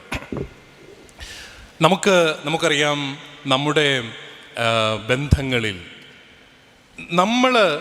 നമ്മളോട് നല്ല ബന്ധം ഉണ്ടെങ്കിലുള്ളൊരു പ്രത്യേകത എന്താണെന്നറിയാമോ? നമ്മുടെ കുട്ടികൾ വിശ്വാസ കാര്യങ്ങളിൽ വളരെയേറെ താല്പര്യം കാണിച്ചോളൂ. കണക്ക് സാറിനെ ഇഷ്ടമായതുകൊണ്ട് കണക്ക് പഠിച്ചു എന്ന് പറയുന്നവരൊക്കെ നമ്മുടെ കൂട്ടത്തിൽ തന്നെയുണ്ട്. ഇംഗ്ലീഷ് സാറിനെ ഇഷ്ടമില്ലാഞ്ഞതുകൊണ്ട് ഇംഗ്ലീഷ് ഭാഷയെ തന്നെ വെറുത്തു പോയിരുന്നു നമ്മുടെ കൂടെയുണ്ട്. അതുകൊണ്ടാണ് നിങ്ങളെ സ്നേഹിച്ചു കഴിഞ്ഞാൽ, നിങ്ങളുടെ കുഞ്ഞുങ്ങൾ നിങ്ങളെ സ്നേഹിച്ചു കഴിഞ്ഞാൽ നിങ്ങൾ പറയുന്ന വിശ്വാസ പ്രമാണമൊക്കെ നിങ്ങൾ പറയുന്നതിന് മുമ്പേ അവർ പഠിച്ചോളും. നിങ്ങളെ ഇഷ്ടമില്ലെങ്കിലുണ്ടല്ലോ വലിയ പാടാണ്. അതുകൊണ്ടാണ് ഞാൻ പ്രത്യേകം പറയാറുണ്ട് എൻ്റെ അച്ഛന്മാരോടൊക്കെ, ഒന്നാം ക്ലാസ്സിലെ അപ്പോയിൻമെൻ്റാണ് ഏറ്റവും ശ്രദ്ധിച്ച് നടത്തേണ്ടത്. അതിന് വലിയ ഡിഗ്രി ഒന്നും ഇല്ലെങ്കിലും കുഴപ്പമില്ല, പക്ഷെ നല്ല അമ്മ മനസ്സുള്ള ആരെയെങ്കിലുമേ ഒന്നാം ക്ലാസ്സിലും 2ാം ക്ലാസ്സിലും 3ാം ക്ലാസ്സിലും ഇരുത്താവുള്ളൂ. എൻ്റെ ചിന്ത ഈ സൺഡേ സ്കൂളിൻ്റെ പ്രൊമോഷൻ താഴോട്ടായിരിക്കണം എന്നുള്ളതാണ്. ആദ്യം 12ാം ക്ലാസ്സിൽ കൊണ്ടിടണം, കാരണം അത് എളുപ്പമാണ് പറഞ്ഞ് പഠിപ്പിക്കാൻ. പിന്നെ പഠിപ്പിച്ച് കുഞ്ഞുങ്ങളുമായിട്ട് നല്ലൊരു ബന്ധമൊക്കെ ആയി കഴിയുമ്പോൾ 1ാം ക്ലാസ്സിൽ കൊണ്ടുവരുത്തണം. കാരണം ചില പാർട്ടികളൊക്കെ വന്ന ഉടനെ നമ്മൾ 1ാം ക്ലാസ് ഏൽപ്പിച്ചു കൊടുക്കും. പഴയ നമ്മുടെ ഒരു സെക്യുലർ സ്കൂളിൻ്റെ ലെവലിലാണ്. എന്നിട്ടോ സാറിനെ കണ്ട് പിള്ളേർ ബോധം കെട്ട് പിന്നെ അവർക്ക് സൺഡേ സ്കൂളിൽ വരാനുള്ള താല്പര്യവും കൂടെ പോകും. അമ്മമാരാണെന്നും പറഞ്ഞുകൊണ്ട് എല്ലാവർക്കും അമ്മ മനസ്സുണ്ടാകണമെന്നൊന്നും ഇല്ല കേട്ടോ. ഞാനിപ്പോൾ പൊക്കോളാം, ഈ യൂണിഫോമുകാർക്കൊക്കെ എന്നോട് അരിച്ചുകൊണ്ട് അമ്മമാരാണെന്നും പറഞ്ഞുകൊണ്ട് അമ്മ മനസ്സുണ്ടാകണമെന്ന് ഒരു നിർബന്ധവും ഇല്ല. ചിലർ ഭയങ്കര പട്ടാളക്കാരെക്കാളും കഷ്ടമാണ് കുഞ്ഞുങ്ങളോട്. അപ്പോൾ അവിടെ ശരിക്കും അമ്മ മനസ്സോടുകൂടി ഇരിക്കുക എന്നുള്ളതാണ് ഏറ്റവും പ്രധാനം. അപ്പം ഞാൻ പറഞ്ഞു വന്നത്, നല്ലൊരു ബന്ധം നമ്മുടെ കുഞ്ഞുങ്ങളുമായിട്ട് രൂപീകരിക്കുകയാണെങ്കിൽ ഒത്തിരി വ്യത്യാസങ്ങൾ അവരുടെ ജീവിതത്തിൽ ഉണ്ടാവുകയാണ്. നമുക്ക് ഒരു നല്ല സുരക്ഷിതത്വം കൊടുക്കുന്ന ഒരു വ്യക്തിയായിട്ട് മാറാനായിട്ട് സാധിക്കും. നിങ്ങൾ കണ്ടിട്ടില്ലേ, ഒരു കൊച്ചു കുഞ്ഞ് പേടിച്ചു കഴിഞ്ഞാൽ അവൻ ഓടിപ്പോകുന്നത് ആരുടെ അടുത്തേക്കാണ്? അമ്മയുടെ അടുത്തേക്കാണ്. ഒരു പട്ടിയോ പൂച്ചയോ ഭയപ്പെടുത്തി കഴിഞ്ഞാൽ അത് ഓടുന്നത് ഏതെങ്കിലും ഇടങ്ങളിലാണ്, എവിടെങ്കിലും കട്ടിക്കീഴയൊക്കെ പോയി പാത്തിരിക്കും. പക്ഷെ നിങ്ങളുടെ കുഞ്ഞ് പേടിച്ചു കഴിഞ്ഞാൽ അവൻ ഓടി വരുന്നത് അവന് സുരക്ഷിതത്വം കൊടുക്കുന്ന അമ്മയുടെയോ അപ്പൻ്റെയോ അടുത്തേക്കാണ്. എന്നിട്ടോ അമ്മ എടുത്തു കഴിഞ്ഞാൽ അവൻ്റെ പേടി പോയി. അത് ഭയങ്കര അത്ഭുതമാണ്. ഇപ്പോൾ ഒരു ആന വരുന്നു, ആനയെ കണ്ട അമ്മ ഉൾപ്പെടെ പേടിച്ച് നിൽക്കുക. അപ്പോഴാണ് കൊച്ചു വന്ന് ഓടിക്കേറി അവനും കെട്ടിപ്പിടിച്ചൊരു ഇരിപ്പൊക്കെ ഉണ്ട് കുറേ നേരം. അത് കഴിഞ്ഞ് നമ്മളെ അത്ഭുതപ്പെടുന്ന കാര്യം എന്താണെന്നറിയാമോ? അവൻ കുറേ നേരം അമ്മയെ കെട്ടിപ്പിടിച്ച് കഴിഞ്ഞപ്പോൾ അവൻ്റെ പേടി പോയി. അവൻ തിരിഞ്ഞ് ആനയെ വെല്ലുവിളിക്കും, ധൈര്യം ഉണ്ടേ വാടാ. അപ്പം അമ്മ പറയും, എൻ്റെ മോനെ നീ അങ്ങനെ പറയാതെ, എങ്ങാനും കഷ്ടകാലത്തിന് കയറി വന്നാൽ നമ്മുടെ കാര്യം കട്ടപ്പുകയാണ്, നീ ഇങ്ങ് വാടാ, എന്നെ കാണിച്ചു തരാടാന്ന് പറയും. കാരണം അതിൻ്റെ ഭയം പോയി. പ്രിയപ്പെട്ട സൺഡേ സ്കൂൾ അധ്യാപകരെ, നിങ്ങളുടെ അടുത്ത് ഭയപ്പെട്ട ഒത്തിരി കുഞ്ഞുങ്ങൾ വരുന്നുണ്ട് കേട്ടോ. നിങ്ങൾ സുരക്ഷിതത്വം കൊടുക്കുമെന്നും പ്രതീക്ഷിച്ച് കൊടുക്കുന്നുണ്ടോ ആവും? നിങ്ങളുടെ അടുത്ത കുഞ്ഞുങ്ങൾ അവരുടെ ജീവിതത്തിലെ എന്തെങ്കിലും ഒരു സങ്കടം പറയാൻ ഇതുവരെ വന്നിട്ടുണ്ടോ? അങ്ങനെയുള്ള അധ്യാപകരൊന്ന് കൈവക്കാവോ? കുട്ടികൾ അവരുടെ സങ്കടങ്ങൾ പറയാൻ നിങ്ങളുടെ അടുത്ത് വന്നിട്ടുണ്ടോ? അങ്ങനെയുള്ളവരെല്ലാം അപ്പുറത്തെ സൈഡിലാന്ന് തോന്നുന്നു. ഇപ്പുറത്തെ സൈഡിൽ ആരും ഇല്ല. കുറച്ച് പേരുണ്ട് കേട്ടോ, കൊള്ളാം. ഉണ്ടെങ്കിൽ നിങ്ങൾ നല്ല സുരക്ഷിതത്വം കൊടുക്കുന്ന അധ്യാപകരാണ്. നിങ്ങളുടെ അടുത്ത് അവരുടെ ഹൃദയ വേദന പങ്കുവയ്ക്കാനായിട്ട് കുട്ടികൾ വരുന്നു. അതിന് കുറച്ച് സമയം അവരുടെ കൂടെയൊക്കെ നിന്ന് കൊടുക്കണം. ഇൻ്റർവൽ ടൈം കിട്ടിയ ഉടനെ സ്റ്റാഫ് റൂമിലോട്ട് ഓടി അവിടെ ഏത്തക്കാപ്പവും ചായയും കുടിച്ച് വട്ടം കുടിച്ച് വർത്തമാനം പറഞ്ഞുകൊണ്ടിരുന്നാൽ പിള്ളേർ ഈ വഴിയൊക്കെ പോകും. ആകപ്പാടെ കുറച്ച് സമയം നമുക്ക് കിട്ടത്തുള്ളൂ. കുട്ടികളുടെ കൂടെ ചെലവഴിക്കണം, അവർക്ക് ഒരു സ്നേഹം ഉണ്ടാവണം. അപ്പോൾ അവർക്ക് ഈ ഭയമെല്ലാം പോകും, അവർക്ക് നല്ല ധൈര്യം ഉണ്ടാവും. നിങ്ങളുമായിട്ടുള്ള ബന്ധം നന്നായിട്ട് പഠിക്കാനും ജീവിതത്തിൽ നല്ല രീതിയിൽ വളരാനും എല്ലാം അവർക്ക് കാരണമായിട്ട് മാറും. ചിലപ്പോഴൊക്കെ ഞാൻ ശ്രദ്ധിച്ചിട്ടുണ്ട്, നമ്മുടെയൊക്കെ ബ്രോക്കൺ ഫാമിലീസിൽ, പ്രത്യേകിച്ച് അപ്പനും അമ്മയും കൂടെ വഴക്കൊക്കെയുള്ള കുടുംബങ്ങളിലെ കുട്ടികൾ എന്തേരം ഭയപ്പെട്ട കുഞ്ഞുങ്ങളാണെന്നറിയാമോ? ഒരു കൊച്ചു കുഞ്ഞിൻ്റെ ഏറ്റവും വലിയ പേടി എന്നാണെന്നറിയാമോ?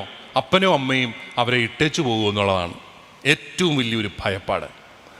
അതുകൊണ്ട് തന്നെ ഇവർ സ്നേഹിച്ചു കഴിഞ്ഞാൽ, അപ്പനും അമ്മയെ സ്നേഹിച്ച് ജീവിക്കുന്ന കുടുംബങ്ങളിലെ കുട്ടികൾ നല്ല കരുത്തുള്ളവരാണ്. നിങ്ങളുടെ കൂട്ടത്തിൽ തന്നെ കൊച്ചു കുട്ടികളുള്ള മാതാപിതാക്കളുണ്ടാവും. ഞാൻ നിങ്ങളോടൊരു ചോദ്യം ചോദിക്കാം. നിങ്ങൾ ഒരു ദിവസം ഒരു അവധി ദിവസം ഭാര്യയും ഭർത്താവും കൂടെ കട്ടിലേ കിടക്കുക, വർത്താനമൊക്കെ പറഞ്ഞ്. ആ ബെഡ്റൂമിൻ്റെ വാതിൽ ഇച്ചിരി തുറന്നു കിടപ്പുണ്ട്. നിങ്ങൾക്ക് 1-2 കൊച്ചു കുട്ടികളുണ്ട്. അവർ നിങ്ങളെ കണ്ടു എന്ന് വിചാരിക്കുക. അവരെന്താ ചെയ്യാൻ പോകുന്നത്? ഓടി വന്ന് നടുക്ക് കയറി കിടക്കും.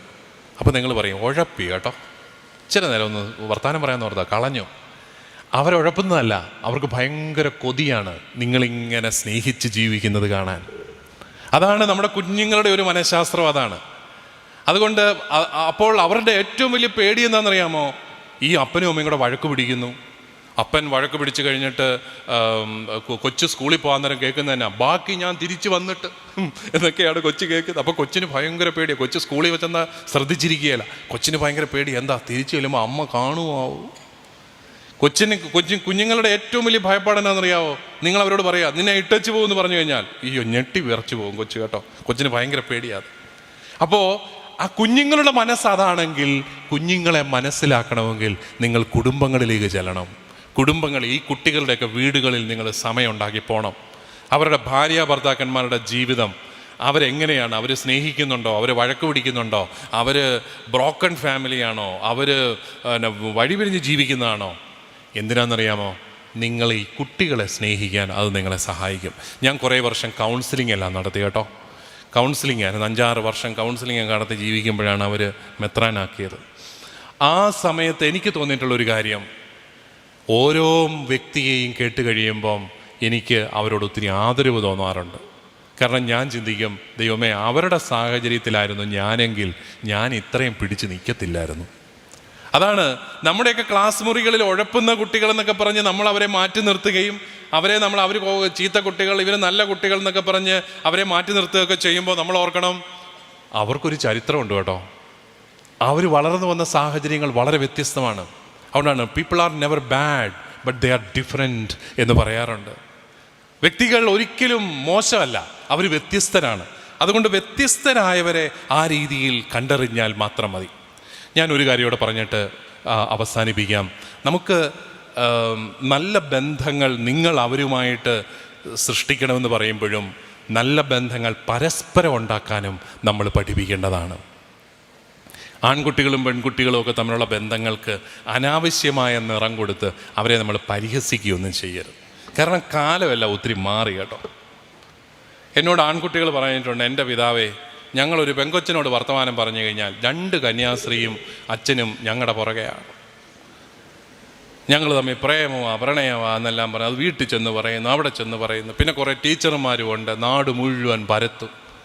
ഞങ്ങൾ ഇച്ചിരി വർത്തമാനമൊക്കെ പറഞ്ഞു നിൽക്കുള്ളൂ. നിങ്ങൾ ഓർക്കണം, പഴയതിനൊക്കെ വ്യത്യാസമാണ് ഇപ്പോഴത്തെ പിള്ളേർ. പണ്ടൊക്കെ നമുക്കൊക്കെ ഒരു പെങ്കൊച്ചിനോട് വർത്തമാനം പറയാമെന്ന് പറഞ്ഞാൽ എന്ത് ടെൻഷൻ പിടിച്ച പരിപാടിയായിരുന്നു. അയ്യോ, സൺഡേ സ്കൂളിൽ ആകപ്പാടെ പള്ളി വരുമ്പോഴാണ് ഈ പെൺപിള്ളേരുമായിട്ട് വർത്തമാനം പറയാനൊരു അവസരം.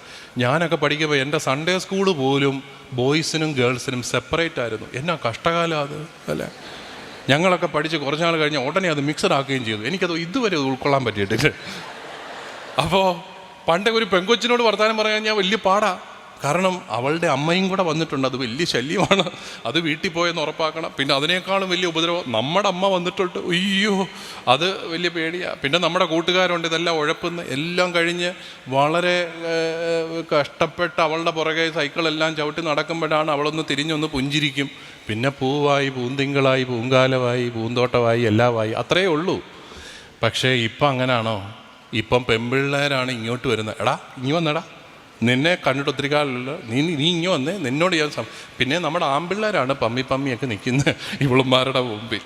കാലം ഒത്തിരി മാറി. ആൺകുട്ടികളും പെൺകുട്ടികളും തമ്മിലുള്ള ബന്ധവും എല്ലാം മാറി. അവിടെ നമ്മൾ ശരിക്കും ഒരു നല്ല പരിശീലനം കൊടുക്കേണ്ടത് ആ അന്തസ്സോടെയും അഭിമാനത്തോടെയും സാഹോദര്യത്തോടെയും നല്ല ബന്ധങ്ങൾ സൃഷ്ടിക്കാൻ വേണ്ടിയിട്ടാണ്, നല്ല സൗഹൃദങ്ങൾ ഉണ്ടാക്കാൻ വേണ്ടിയിട്ടാണ്. അങ്ങനെയാകുമ്പോൾ ഒത്തിരി സ്നേഹക്കൂട്ടായ്മകൾ നമ്മുടെ ഇടവകയിലുണ്ടാവുന്നു. അത് നമ്മളെ ഒത്തിരിയേറെ സഹായിക്കുകയാണ്. നല്ല ഒരു വിശ്വാസത്തിൻ്റെ കൂട്ടായ്മ ഉണ്ടാക്കിയെടുക്കാനായിട്ട്. അതുകൊണ്ട് എൻ്റെ പ്രിയപ്പെട്ട അധ്യാപകർക്ക് നിങ്ങൾ ഇത്രയും നേരം വേണ്ട 1 മണിക്കൂറോളം എന്നെ കേട്ടിരുന്നതിലൂടെ വലിയ കൃതജ്ഞത ഞാൻ അറിയിക്കുന്നു. ഞാൻ ഇത്രയും നേരം പറഞ്ഞതിൽ ഒരു വാക്യത്തിൽ ചുരുക്കാം: നല്ല ബന്ധങ്ങളിലൂടെ മാത്രമേ, സ്നേഹിക്കുന്ന ദൈവത്തെ സ്നേഹത്തിലൂടെ മാത്രമേ നമുക്ക് പറഞ്ഞു കൊടുക്കാനായിട്ട് സാധിക്കത്തുള്ളൂ. എന്നെ ക്ഷണിച്ചതിനും ഇത്രയും നേരം ശ്രവിച്ചതിനും നിങ്ങൾക്ക് എല്ലാവർക്കും നന്ദി പറഞ്ഞുകൊണ്ട് എൻ്റെ വാക്കുകൾ ഞാൻ ഉപസംഹരിക്കും.